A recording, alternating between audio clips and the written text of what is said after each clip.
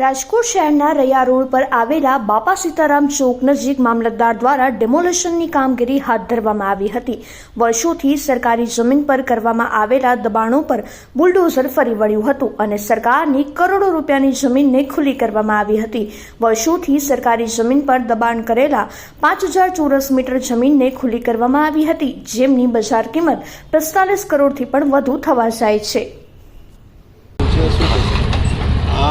રૈયા વિસ્તારના TP final plot number survey number 156માં જુદા જુદા વાણિજ્ય પ્રકારના જે દબાણો હતા, જે યુએલસીના ફાજલ પ્લોટ હતા સરકારશ્રીને નિહિત થયેલા, એનું દબાણ આજે ખુલ્લું કરાવીએ છીએ। જેમાં સૌપ્રથમ વાણિજ્ય પ્રકારના દબાણો અમુક જગ્યાએ વંડા વણાકી અને કબજો કરેલ છે અને કાચી ઓયડીઓ બનાવી ભાડે આપવાની પ્રવૃત્તિ કરતા હતા।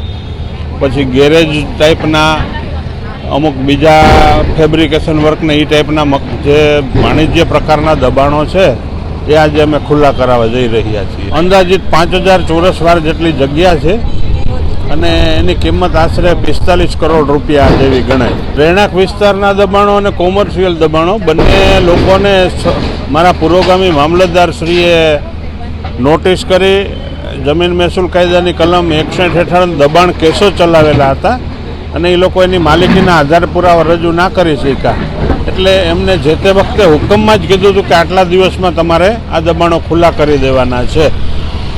છતાં એ લોકોએ ખુલ્લા ન કર્યા, એટલે મુદત પૂરી થયા પછી અમે એમને નોટિસ કરી હતી આ બધા ધારકોને। એટલે તમે જોઈ શકો છો અત્યારે એ લોકો પોતાના જે વાણિજ્ય હેતુના બધા જે મશીનરી આ તે હોય એ ખાલી કરીને જતા રહ્યા છે અને જમીનો ખુલ્લી જ છે। અમે એનો પ્લોટ ખુલ્લો કરી અને કબજો લઈ રહ્યા છીએ।